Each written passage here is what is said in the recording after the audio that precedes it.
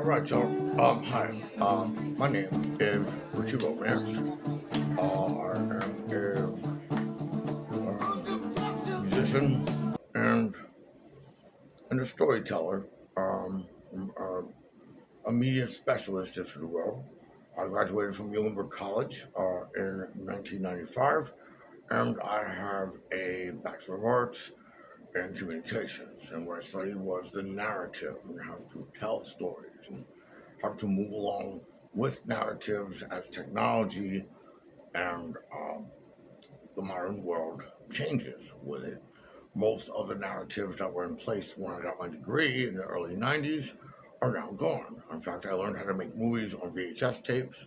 It wasn't until a few months ago where I could do it on my phone for absolutely free instead of having to have tens of thousands of dollars of equipment in rooms as big as the house I'm standing in. Now I could just do it right on my phone. So today I'm going to do a history. And with that history, I want to do what I'm calling the history of Pennsylvania. And this is going to be our first part in the series I want to do called The Two Americas. Now, this is kind of jumping ahead. We're starting off in the middle of the story, but I'm going to start out with Pennsylvania since that is where I'm at. So, without further ado, um, this is going to be at least the history of Pennsylvania. All right. Now, um, what you have to understand, we're going to start the story at the beginning. All right. I'm about 26 BC, I believe is the official date most historians go with. Jesus Christ, who most people refer to as the Savior, was born. He was born during the Pax Romana, during the great days of Caesar Augustus. Not to be confused with Julius Caesar, that was his great uncle who willed everything he owned to his nephew, who at that time was named Octavian, and he changed his name to Augustus, and he also changed his name to Caesar. Um, the actual family that I belonged to was called the Julii. That's where her first name, right? Julius Caesar's real name is Gaius, and Augustus Caesar's real name is Octavius. Um, so it would be Gaius Julius Caesar, and then Augustus Octavius Caesar. Augustus means something like full bloom, blossoming, and that's what Julius is where we get the month of July. Julius Caesar on top of his many things. The more I learn about him, the more respect I have for him. Although he was a bloodthirsty conqueror, and the epitome of why republics they're good at first, but they're all about war for profit, and the only way to continue a republic is to mass murder and steal from your neighbors to try to work. So, they will eventually bring peace. They will bring light into the darkness. They will bring, hot dogs and French fries to those who are eating gruel. But it is ultimately about war for profit republics, unfortunately, and it's all about most of the wealth being held by a few, and the majority of the rest of the people living with almost nothing, and the edge of starvation, unfortunately. But I do still say that of all the ways of life that I've studied, so far that might be the best. Democracy is good, but it hasn't really been implemented anywhere ever, and I'm not sure if it actually works. And the bad thing about democracy is Hillary Clinton proved it.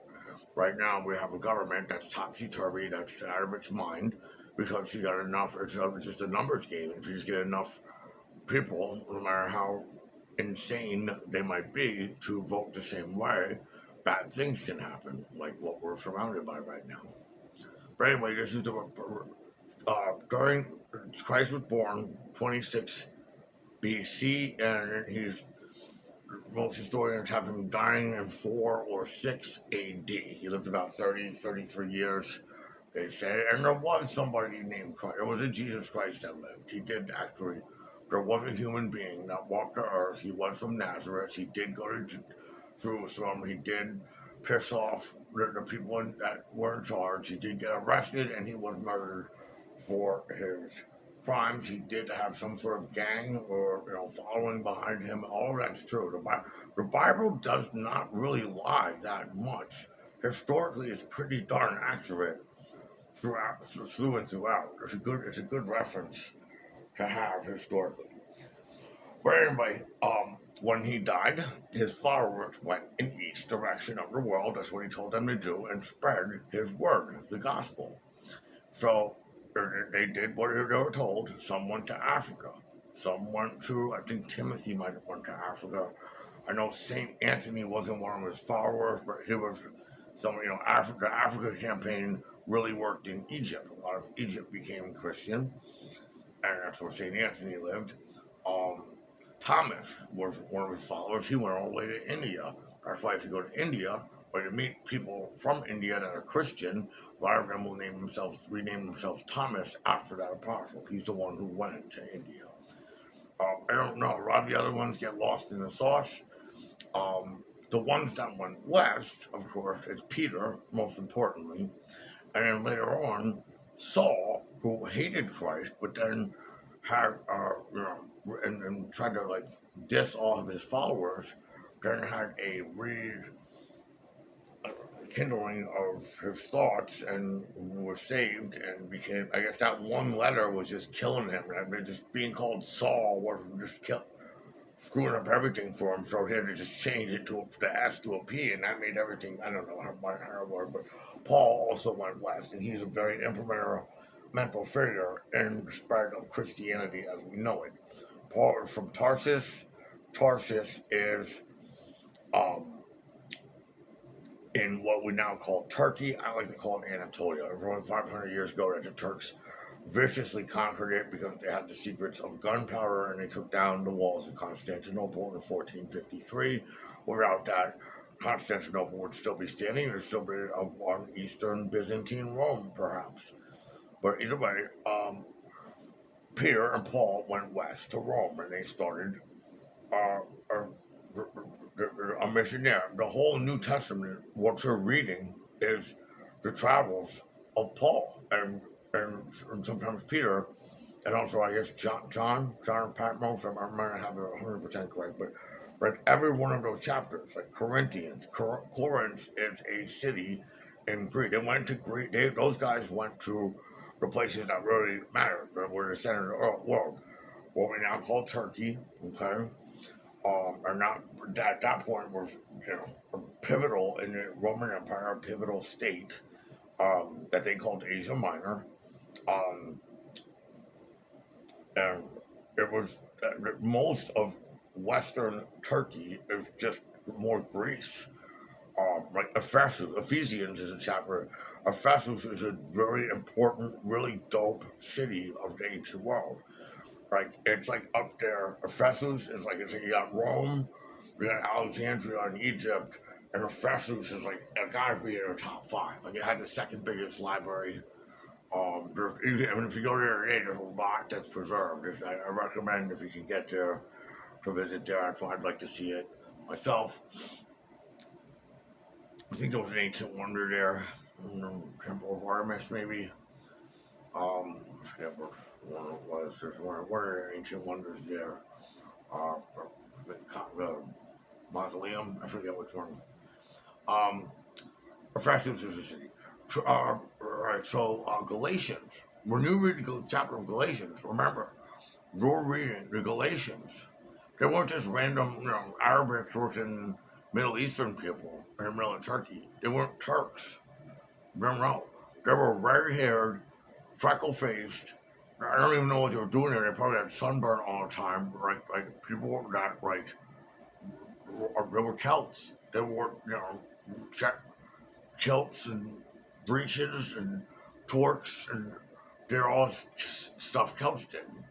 There were a bunch of Celts that got lost after they were robbing the Temple of Delphi under the leadership of the second Brennus. There was 2 Brennuses. The first one sacked Rome in 410 BC. I think in the 350s BC, right before Alexander's birth, they tried to sack Delphi because there's a lot of money there, and it failed, and they had to, like, they couldn't get away, they couldn't get back to Europe, so they like escaped and made it to what we now call Turkey, and in the middle of it is where in the mountains is where they settled, and they became the Galatians. Gaelic, Gaul. Those are all words that mean the same thing as Celt. It's almost the same word. It's just Celt is a Greek version, Gaul is the Roman version. So all of the chapters of the Bible are places where polytheism or paganism, as you may call it, was dying. Okay, all those philosophers in Greece, all of the reason and right, for instance, like Pythagoras, he was a mathematician. He almost had a following like Jesus. Like it was gonna happen. They were going like the idea that all the gods lived on Mount Olympus. People were climbing Mount Olympus, and there was no Olympus. There was no gods there. It was at the top of a mountain, freezing cold. Um, they knew it was kind of like a little hokey doke stuff from that was outdated. So it was failing, and it was primed for monotheism. Monotheism, I just did not believe it. For a while, I went pagan myself. I studied Wicca, and I still celebrate their holidays, and you know, adhere to it a bit. I don't think any religion is correct, and I think all of them are correct somehow.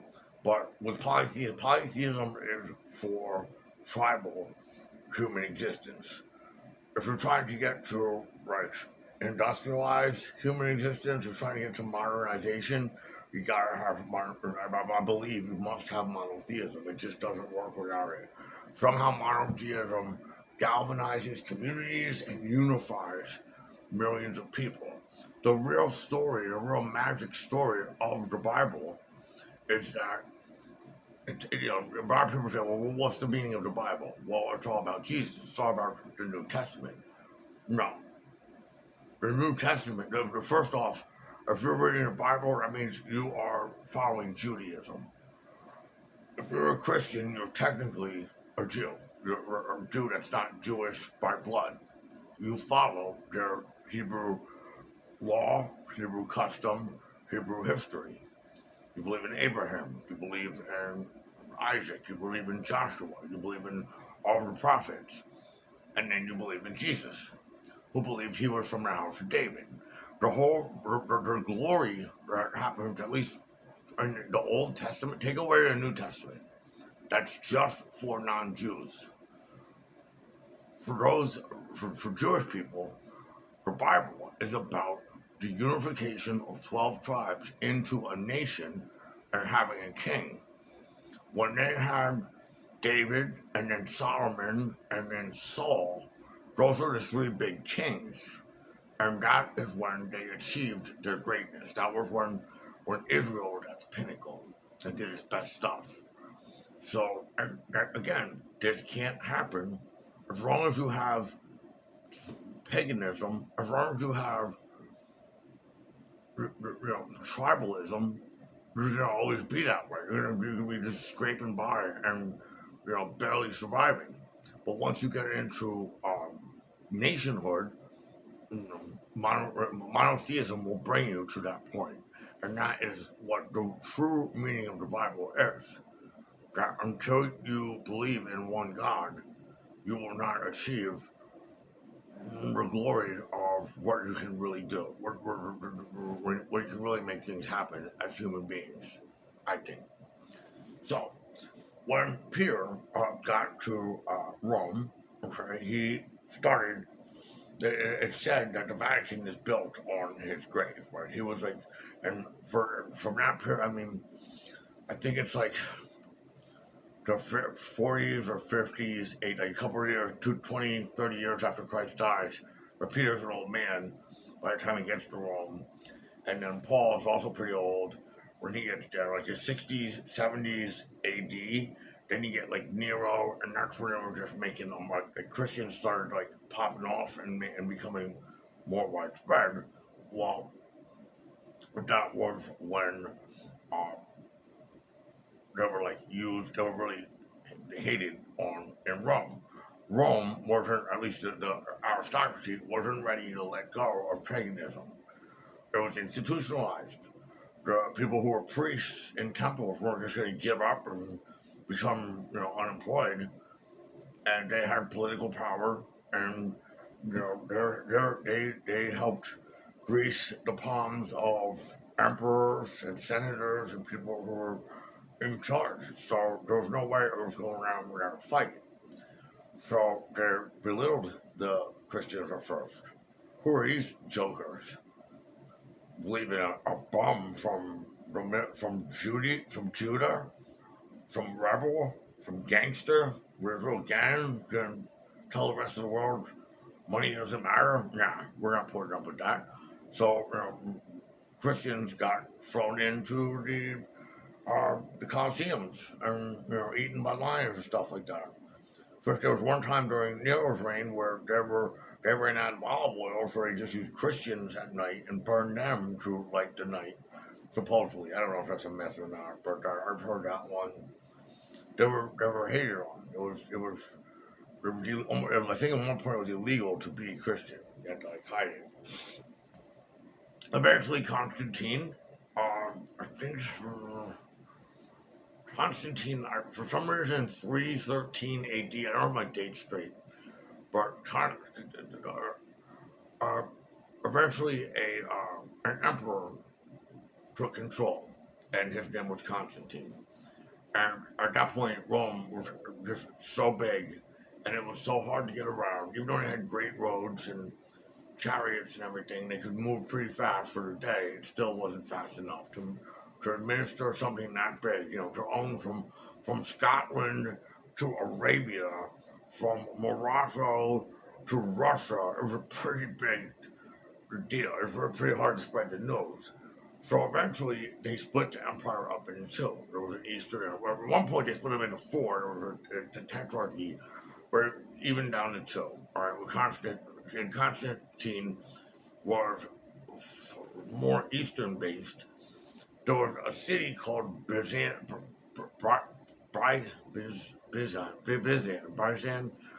some like 600 BC, some Greeks. There was a while where the Greeks, from like 800, during their Dark Age, the Greeks had an exploration age and a colonization stage. They colonized Sicily, they colonized parts of North Africa. They were getting their love, they were fascinated by Egypt, and they like explored Russia and got all the Black Sea was their baby. Got into Europe, all over Europe, and during that time they founded a city right on what's called the Bosporus, and that's where it's almost like a land bridge from Europe to Asia. Like you get two continents kind of meet there. They built a city there, which was an excellent idea. But the city never really popped off. Constantine retook the city and made it his own. And he said, this is going to be the capital of the eastern portion of the Roman Empire. So that became Constantinople.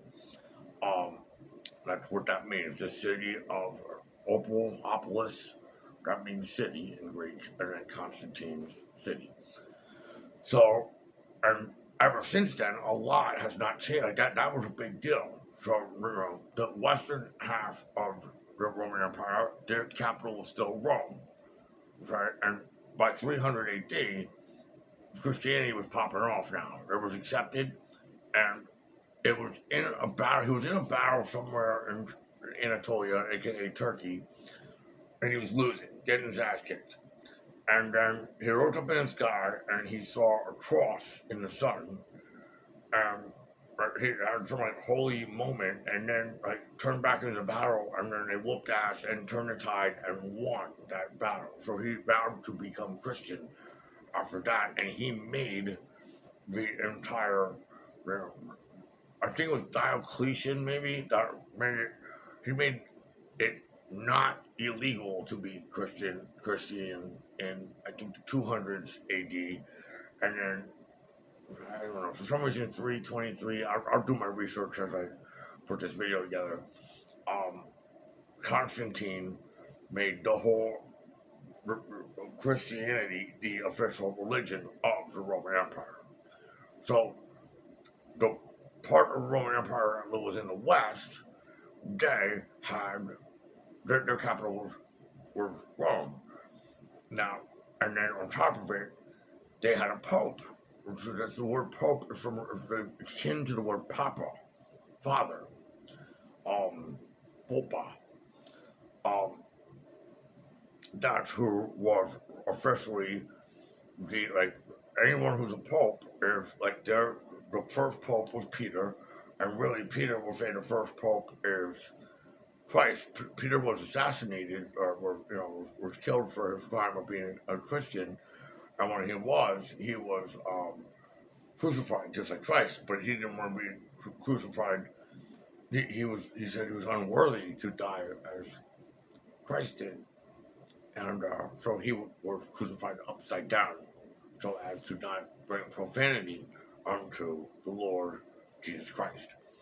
I mean, that's Jesus' rock. That's what Jesus said straight up. You're my rock. You're who I built this off of. He was right. Jesus was almost always right in what he says. Now, stuff has been doctored. Stuff has been changed throughout the years.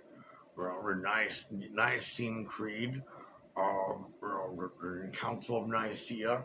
That's another place in Turkey. That's a big, important spot of Christianity. But they standardized Christianity at that council. But anyway, when there was two Roman empires, the western half had a pope, whose capital was Rome. They wrote everything in Roman lettering, which we use today. That's what you use. Your alphabet is a Roman alphabet, your ABCs, and they spoke in Latin. Okay, Latin went on to become French and Spanish and parts of German, parts of English. English is like 1/3 Latin. The eastern portion, and then see also, they felt that Catholic means something like straight, it means something like from her core or from her heart, or it means something. And then Orthodox means straight at the real straight version of Christianity. And Catholic is like from the heart Christianity. They both mean like we're the realist, but there's two different words: Catholic, and then the eastern portion they became Orthodox. And again, Orthodox means straight. Orthodontics, orthoscopy, like ortho means straight. In Greek, that part of the empire spoke Greek, so everyone in Constantinople they speak Latin. They called themselves Roman for some reason, but they didn't speak Latin. They spoke Greek, and so and they also used Greek letters, which is different from their alphabet's different. Right? You gotta read in a mirror or some shit, and they they also have some kind of pope. I don't know what the name of that guy is. He has a funky hat and big long beard, and like Mad Gumby Gold on and whatever. And that lasted. Now Rome fell in 500s AD. First, it got sacked by the Visigoths. I'm sorry, no. First, it got sacked by the Vandals. The Vandals didn't have enough boats to steal everything. They didn't have enough guys to maintain the city, but they beat the guards, and they got in, they stole what they could, and then just destroyed everything else that they could. To this day, the word vandalism is when you destroy shit, when you break stuff. But they didn't take the city. Now, the Goths, the Visigoths, because there were so many Goths, there were, at that point in 500 AD, there were so many huge, there was Franks, there was Lombards, there was these huge, massive Huns, massive, like, armies, like, million strong barbarians. Like the barbarians were just outnumbering. It's gonna happen. That's gonna happen to America eventually too. We'll have a different name. We won't call them barbarians, but something like that's gonna happen. They'll sack America, and that'll be the end. And it'll be a dark age, and then fragment, and something else will happen. It'll repeat itself. Um, so the Visigoths, because there was Ostrogoths, Eastern Goths, and Visigoths, Western Goths. Alaric was the name of the leader of the Visigoths. I think it was 561. I'll get the date on that correct. AD, when he sacked Rome, and then that was technically the end of the Roman Empire. That's when historians, at least the Western half.